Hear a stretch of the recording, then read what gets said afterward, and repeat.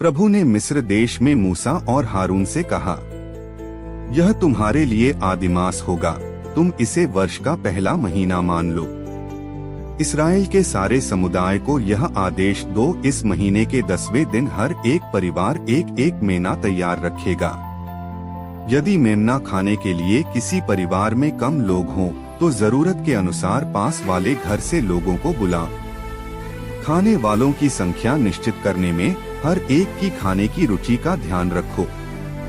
उस मेमने में कोई दोष न हो, वह नर हो और 1 साल का, वह भेड़ा हो अथवा बकरा। महीने के 10वें दिन तक उसे रख लो। शाम को सब इस्राएली उसका वध करेंगे। जिन घरों में मेमना खाया जाएगा, दरवाजों की चौखट पर उसका लोहू पोत दिया जाए। उसी रात बेखमीर रोटी और कड़वे साग के साथ मेमने का भुना हुआ मांस खाया जाएगा। तुम लोग चप्पल पहनकर, कमर कसकर तथा हाथ में डंडा लिए खाओगे। तुम जल्दी जल्दी खाओगे, क्योंकि यह प्रभु का पास्का है। उसी रात मैं प्रभु मिस्र देश का परिभ्रमण करूंगा। मिस्र देश में मनुष्यों और पशुओं के सभी पहलौठे बच्चों को मार डालूंगा और मिस्र के सभी देवताओं को भी दंड दूंगा। तुम लोहू पोत कर दिखा दोगे कि तुम किन घरों में रहते हो। वह लोहू देखकर मैं तुम लोगों को छोड़ दूंगा। इस तरह जब मैं मिस्र देश को दंड दूंगा, तुम विपत्ति से बच जाओगे। तुम उस दिन का स्मरण रखोगे और उसे प्रभु के आदर में पर्व के रूप में मनाओगे। तुम उसे सभी पीढ़ियों के लिए अनंत काल तक पर्व घोषित करोगे। दूसरा पाठ कुरिन्थियों के नाम संत पौलुस का पहला पत्र 11-23-26। मैंने प्रभु से सुना और आप लोगों को भी यही बताया कि जिस रात प्रभु ईसा पकड़वाए गए, उन्होंने रोटी लेकर धन्यवाद की प्रार्थना पढ़ी और उसे तोड़कर कहा, यह मेरा शरीर है, यह तुम्हारे लिए है। यह मेरी स्मृति में किया करो। इसी प्रकार ब्यारी के बाद उन्होंने प्याला लेकर कहा, यह प्याला मेरे रक्त का नूतन विधान है।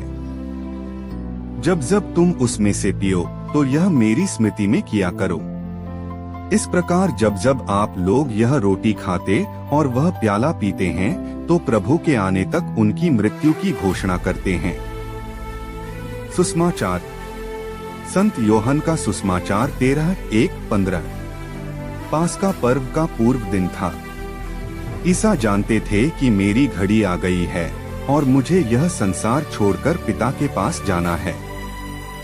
वे अपनों को जो इस संसार में थे प्यार करते आए थे और अब अपने प्रेम का सबसे बड़ा प्रमाण देने वाले थे।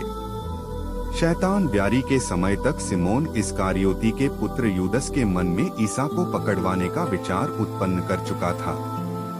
ईसा जानते थे कि पिता ने मेरे हाथों में सब कुछ दे दिया है। मैं ईश्वर के यहाँ से आया हूँ और ईश्वर के पास जा रहा हूँ। उन्होंने भोजन पर से उठकर अपने कपड़े उतारे और कमर में अंगोछा बांध लिया। तब वे परात में पानी भरकर अपने शिष्यों के पैर धोने और कमर में बंधे अंगोछे से उन्हें पोंछने लगे। जब वे सिमोन पेतरुस के पास पहुँचे, तो पेतरुस ने उनसे कहा, प्रभु, आप मेरे पैर धोते हैं? ईसा ने उत्तर दिया, तुम अभी नहीं समझते कि मैं क्या कर रहा हूँ, बाद में समझोगे। पेतरुस ने कहा, मैं आपको अपने पैर कभी नहीं धोने दूंगा। ईसा ने उससे कहा, यदि मैं तुम्हारे पैर नहीं धोऊंगा, तो तुम्हारा मेरे साथ कोई संबंध नहीं रह जाएगा। इस पर सिमोन पेतरुस ने उनसे कहा, प्रभु, तो मेरे पैर ही नहीं, मेरे हाथ और सिर भी धोइए। ईसा ने उत्तर दिया, जो स्नान कर चुका है, उसे पैर के सिवा और कुछ धोने की जरूरत नहीं, वह पूर्ण रूप से शुद्ध है। तुम लोग शुद्ध हो, किंतु सब के सब नहीं। वे जानते थे कि कौन मेरे साथ विश्वासघात करेगा, इसलिए उन्होंने कहा, तुम सब के सब शुद्ध नहीं हो। उनके पैर धोने के बाद वे अपने कपड़े पहनकर फिर बैठ गए और उनसे बोले, क्या तुम लोग समझते हो कि मैंने तुम्हारे साथ क्या किया है? तुम मुझे गुरु और प्रभु कहते हो और ठीक ही कहते हो, क्योंकि मैं वही हूँ। इसलिए यदि मैं तुम्हारे प्रभु और गुरु ने तुम्हारे पैर धोए हैं, तो तुम्हें भी एक दूसरे के पैर धोने चाहिए। मैंने तुम्हें उदाहरण दिया है, जिससे जैसा मैंने तुम्हारे साथ किया वैसा ही तुम भी किया करो।